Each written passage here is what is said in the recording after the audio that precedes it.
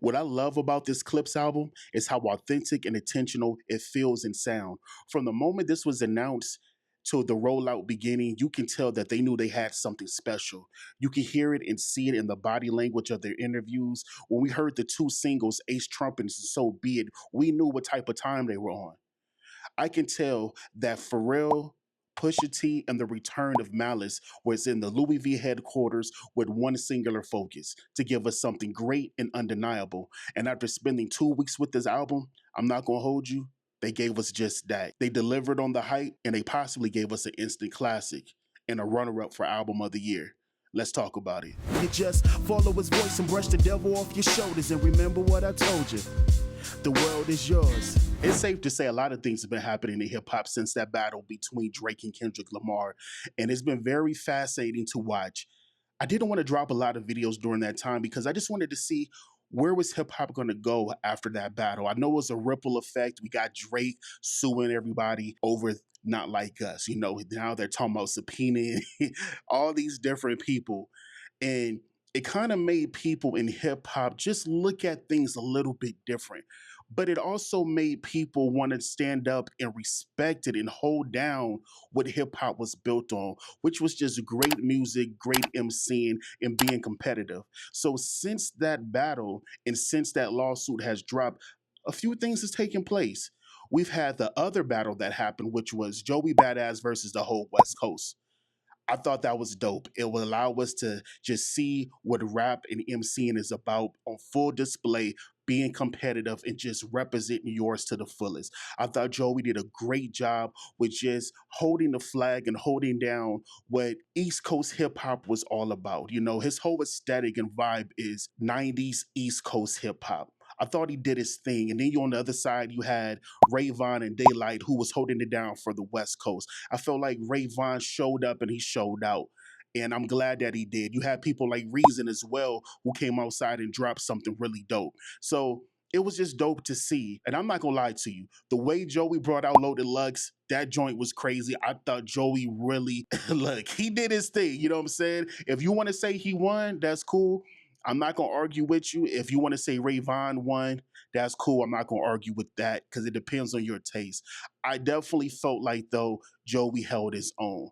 But what I love most about what took place during that situation, outside of all of the voices that decided to come outside and rap, was I saw how Rayvon was able to capitalize on a moment and just drop something that was really dope. So he gave us his The Good, the Bad, and the Dollar Menu project.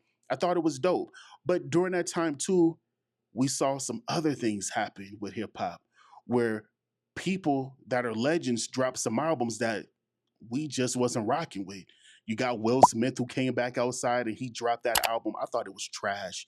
I'm not gonna lie to you, but I did expect a little bit more from Will Smith. I just thought the approach he took was a little bit beneath the standard that he's given us in the past years. But hey, if that's what he wanted to do, that's what he wanted to do. But then we had Lil Wayne. Lil Wayne dropped the Carter Six, which was a highly anticipated album. You know, a lot of people hold up his Carter series in high regard.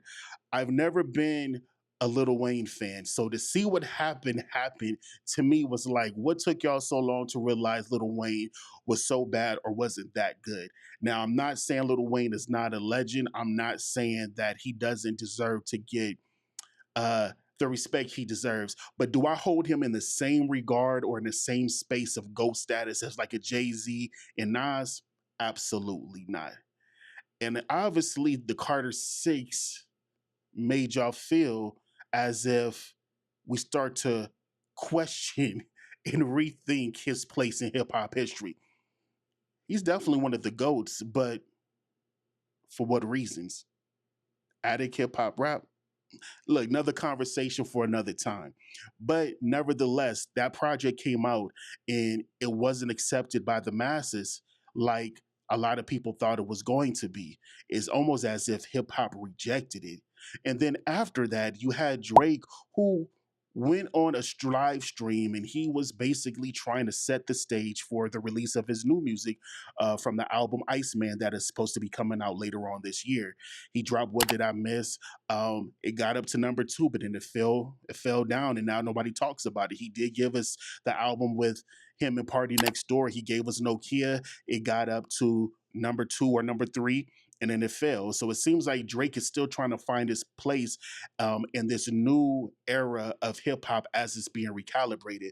But then you got the other person, a part of the whole Young Money empire. That's just to me, in my personal opinion, but making them look crazier and crazier by the tweet. And that is Nicki Minaj. You know, she's been ranting and raving and having temper tantrums for years now. You know, she's been going at Jay Z as of late, and now the latest victim has been Punch and SZA. I mean, aren't y'all tired? Because I'm definitely tired of Nicki Minaj. I've never been a Nicki Minaj fan, but this is the monster that y'all created, and we all got to deal with it. But it seems like Young Money grip on the culture has literally loosened up to the point where they might not have it no more. These names might not be able to cause such an impact as they once did in their earlier years or their peak years, right? So, with that being said, in this whole recalibration process of hip hop happening, there's been some very dope projects that's come out and that a lot of people have been giving praise. So outside of Ray Vaughn's project, we had somebody like a Little Sims who just dropped Lotus. I'm a big Little Sims fan. If you don't know who Little Sims is, please take some time to research her music. She's an amazing MC and producer and artist from the UK, but she's a spitter. She's creative. She's just authentic. She's dope, very intentional and thoughtful with the music that she's made. I got the Lotus album on vinyl. I've been really enjoying it, so I highly recommend that you listen to her. Um, Nick Grant, if you're not familiar with Nick Grant, he is definitely a spitter, an underground artist. He's been on Sway. He's done stuff with Punch and the whole crew over there. He's a dope MC. He dropped a project recently that's been fire. It's been dope. Then we got JID. Of course, we all waited for JID, right? Yeah, well, he gave us the prelux to his album that's coming out, and I think in about 2 weeks, the God Don't Like Ugly. No, God Do Like Ugly prelux. It was dope. He was on there going crazy. He was spitting. He got to join in there with Eminem going crazy. I mean, everybody and their mama was like, yo, we cannot wait for this JID album to come out. But then you had albums from the Clipse come out. Then you had Raekwon drop an album, and then recently you had Tyler the Creator drop another album, which is like a dance album. And then as of late, as of recently, you know, just last Friday, you had Freddie Gibbs and Alchemist drop Alfredo 2. We're getting back to a place where when I was growing up, it was like the 90s and the early 2000s where you had to be dope, original, a spitter, unique, and you had to be just an artist of your own.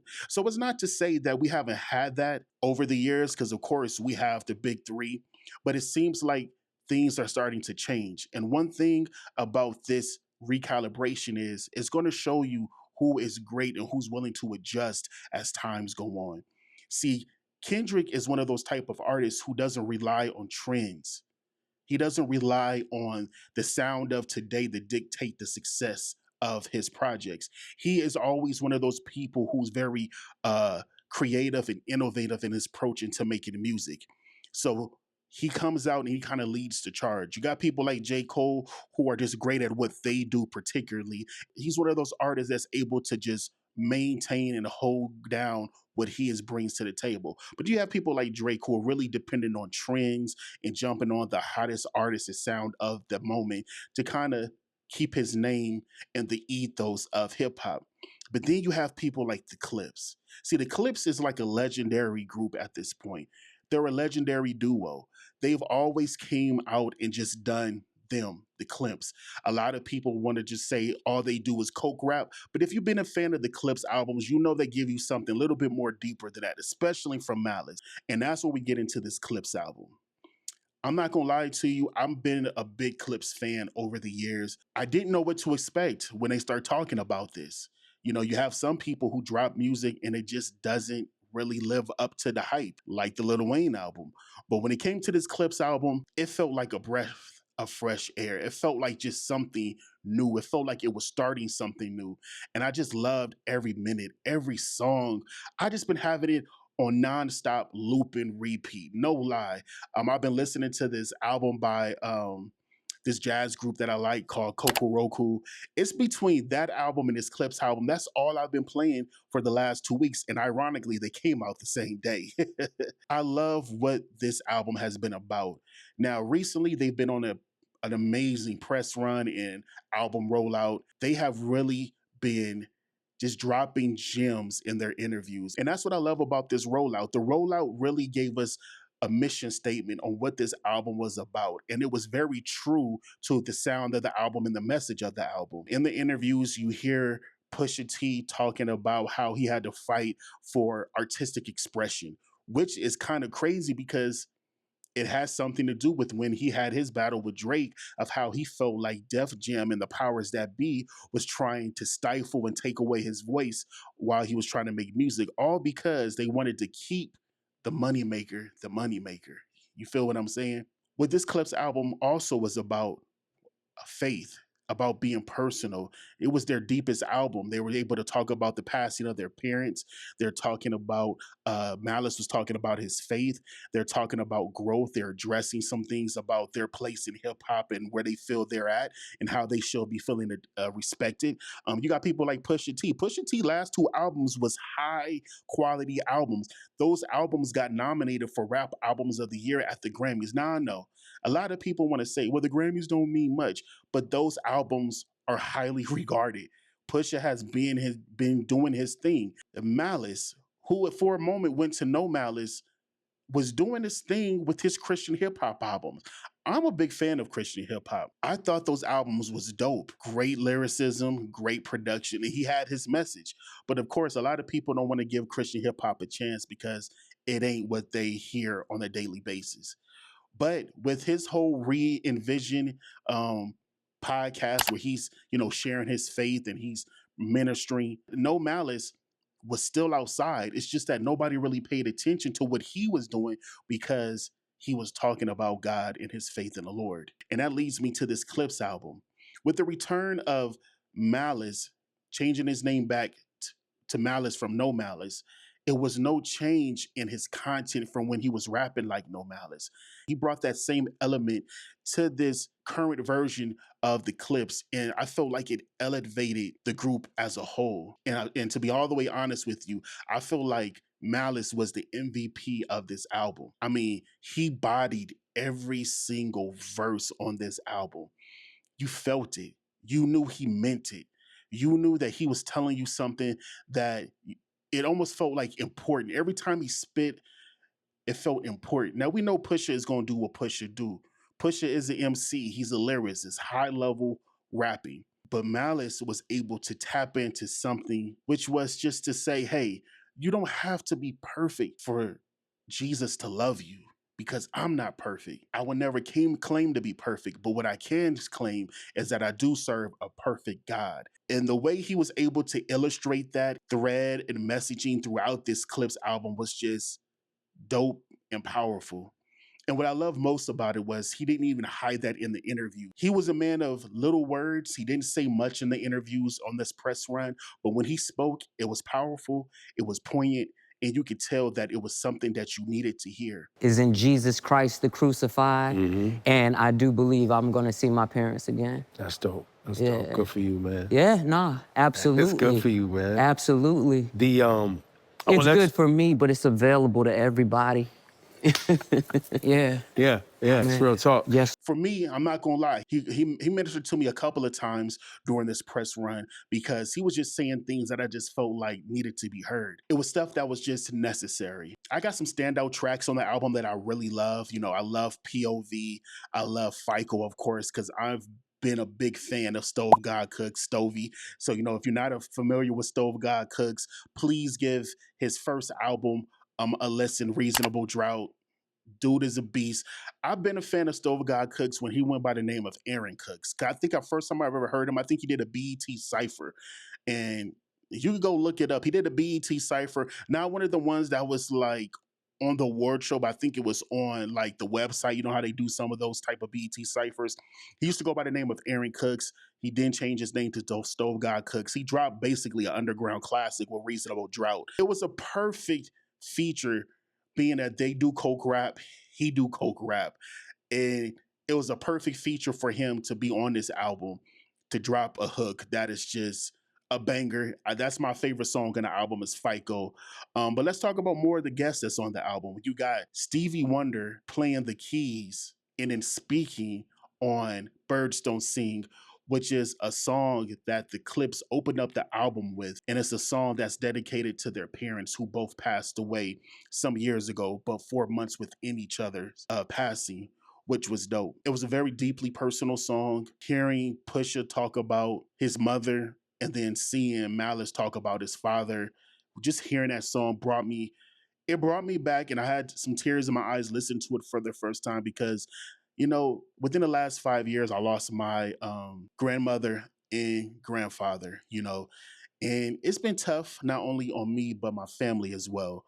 And I can honestly say, like, my family hasn't been the same because those the pillars. So I could just imagine, the emotion and how they felt even writing that song, coming to the the creation process of making that song. It's a very dope song. John Legend is singing on it, like I said. Stevie Wonder is playing on it, and he speaks at the end of it. Then you got Chase and Whip, and this is how you know this album is dope. They have a feature from Kendrick Lamar, and Kendrick left Earth on this feature. He going crazy. When I'm talking about crazy, he just spazzed out on this verse. Chains and Whips, a single that they dropped, is absolutely bananas. But even though they have that verse from Kendrick on there, it's not the main topic of discussion. It was a moment, but everybody else is talking about the album. And that's what I love about this project. It's the album that we are all excited about. It's everything in totality of the project. So yeah, you got Chains and Whips, and then that song has a dope sample on it, but it's a guitar riff on there, and that's being played by Lenny Kravitz. Crazy, right? So they already coming out the gate swinging, but they got other features like Tyler the Creator. They got the Dream on here. They got Ab Lava on here. Then they got my goat, which is Nas, to end it. You know what I mean? So it's been it was just a dope listening experience. And it's been a listening experience that I haven't got tired of. It's been 2 weeks. We're going on 3 weeks by the time you see this video. And I've been truly, truly just engulfed and taken in to the world that they built on this album. And that leads me to Pharrell. A lot over the years, people has been saying some things about Pharrell as if he ain't Pharrell. Pharrell is him. I don't know how we got to this place where people want to make it seem like Pharrell couldn't produce this album. He definitely proved them wrong. Do we miss Chad from the Neptunes when it comes to the sound of the Clipse? Absolutely. But did Pharrell deliver? Yes, he did in some. The beats on this album were amazing. He spazzed out.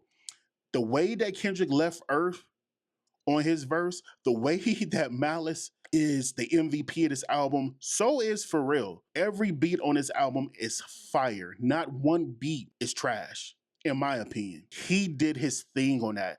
And to me, it solidified him as one of the greatest hip hop producers of all time. Just like he did his thing on that. That's just my personal opinion. We ain't even gonna have any more conversations as is Pharrell can't do hip hop beats no more. I know he does pop stuff, but he do hip hop for real. Pusha T definitely did his thing on his album. We saw different layers of Pusha T like never before. Like I said, he talked about his parents. He briefly has a line where he talks about how his son wants a sibling, but him and his wife had a miscarriage. So he was glad that his son wasn't born when that miscarriage happened because basically like nobody would have been able to handle that.